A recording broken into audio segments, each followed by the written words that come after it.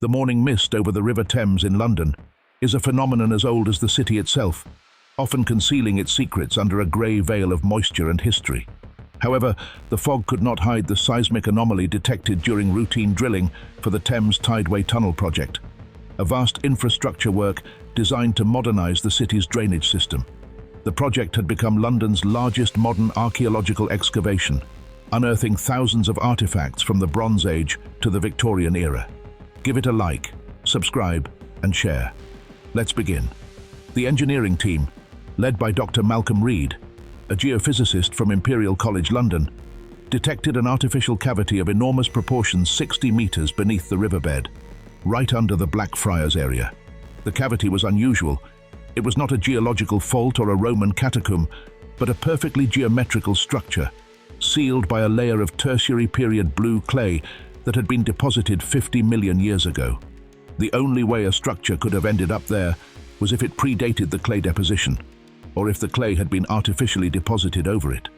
Dr. Reed requested assistance from Dr. Eleanor Vance, a paleolinguist from the University of Oxford, specializing in Minoan civilization and pre-Latin texts. Dr. Vance, a renowned academic known for her skepticism, expected to find remains of a Paleolithic settlement, or perhaps an Ice Age cave. What she found left her, and the entire world, in a state of shock and a redefinition of human history. Following high-precision drilling, the cavity was accessed through a service shaft excavated through the clay layer. The air inside, cold and stagnant, smelled of ozone, oxidized metal, and ancient spices. The light from Dr. Vance's spotlight illuminated a vaulted passage and a stone wall made of a material that was not the familiar Portland limestone or Roman granite. It was a dark green volcanic stone, polished to a sheen, which was not native to the British Isles. The passage opened into an underground complex on a scale that rivaled the underground cities of Cappadocia in Turkey, but with an architectural precision and state of preservation impossible for a site of that age. The complex had been intentionally sealed and preserved from geological pressure and water infiltration for millennia. 1. The Lost City Beneath the Thames, the Architecture of Time. The underground complex, soon named Lutetia Zero, a nod to the Roman proto-city of London, Londinium, and its radical antiquity, was a perfectly organized grid structure 10 stories deep and extending at least 3 kilometers beneath the north bank of the Thames. The materials and seismic engineering. The architecture of Lutecia Zero was a mix of advanced seismic engineering and an unsettling ritual aesthetic. The greenstone, the main building stone, identified by geologists as chrome-rich serpentinite, is only found in deep, highly pressurized deposits in the eastern Mediterranean islands or the Balkan region. The presence of hundreds of thousands of tons of this stone under London was a logistical and geological enigma. The active isolation system. The floors and walls were not rigidly attached, but were separated by a system of polished basalt bearings that absorbed vibrations. Engineers on Dr. Reed's team identified the design as active seismic isolation, using the concept of viscoelastic fluid friction that had not been reinvented in the modern world until the 20th century. The city was built to withstand earthquakes and the pressure of the seabed or riverbed. The central biological clock. In the center of the main square on the first level, the team found a 15-meter-high column of bronze and gold. The column was not decorative. Its surface was engraved with thousands of cuneiform and hieroglyphic symbols. At its apex was a rock crystal sphere containing a dense, dark liquid that pulsed with a faint green light.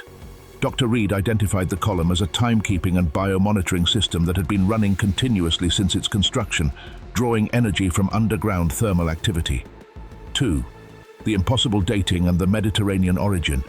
The dating was the turning point that terrified the experts and forced a total revision of European history.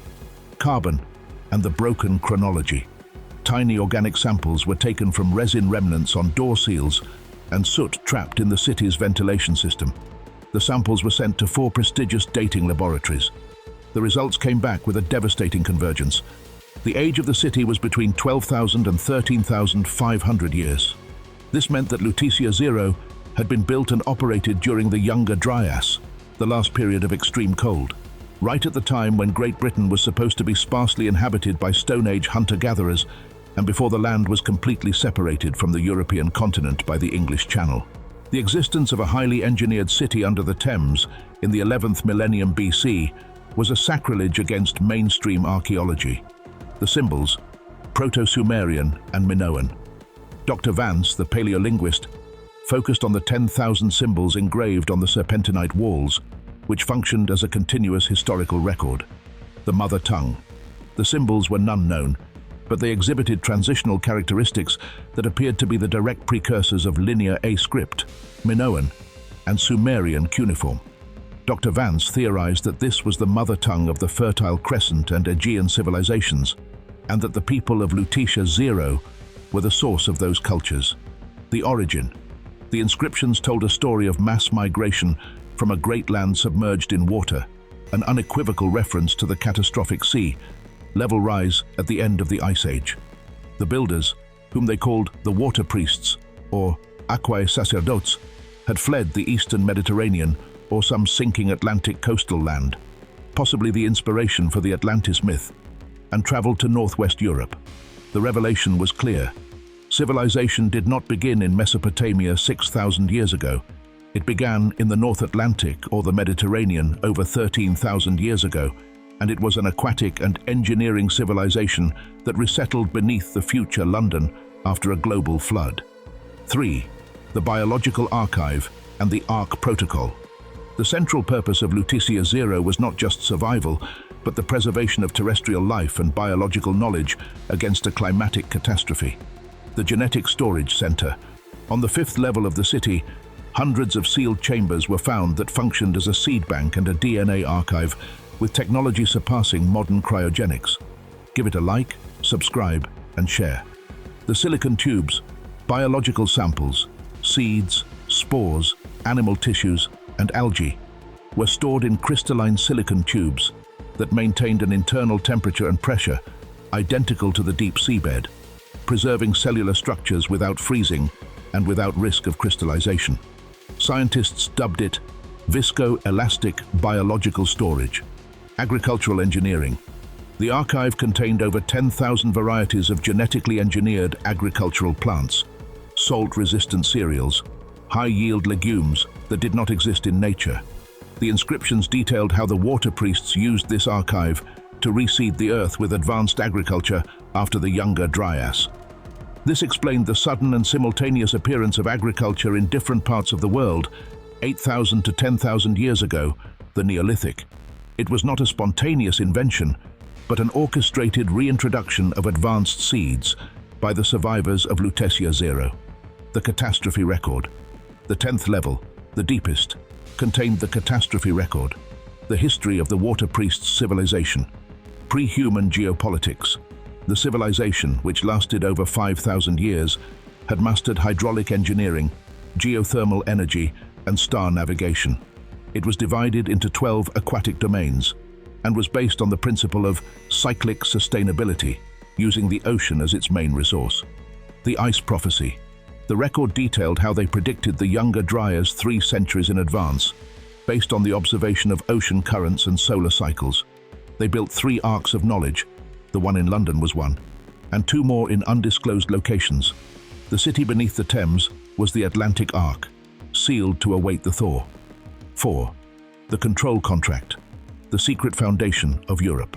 The most dangerous finding for the modern establishment was not the history or the technology, but a ceremonial artifact and a legal document found in the biological clock's sealing chamber.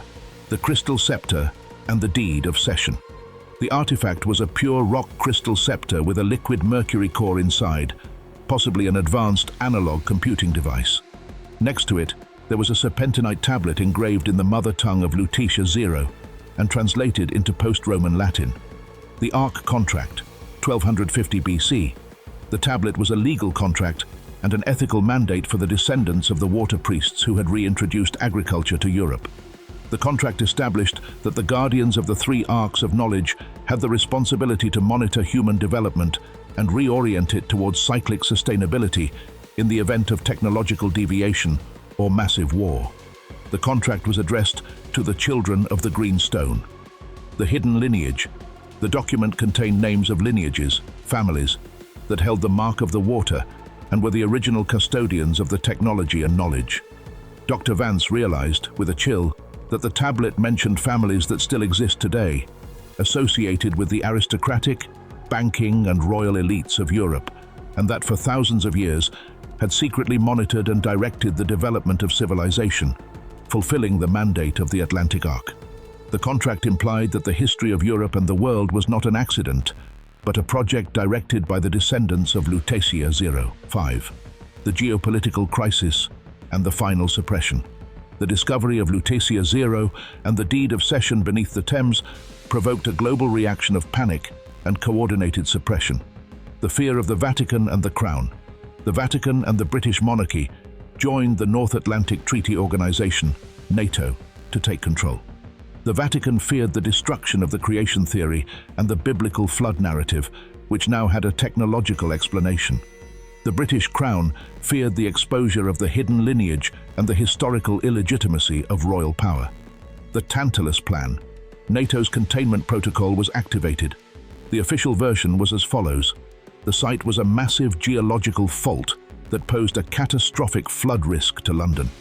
The excavation was immediately sealed with 100,000 tons of titanium-reinforced concrete.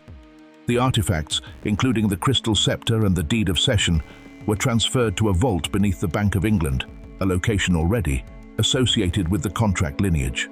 Dr. Reed and Dr. Vance were silenced with non-disclosure agreements, punishable by life imprisonment. The entire world continued on its way, unaware that the River Thames, the lifeblood of London, concealed the true history of civilization, a history of advanced engineering, climate prediction, and secret elite control dating back over 13,000 years.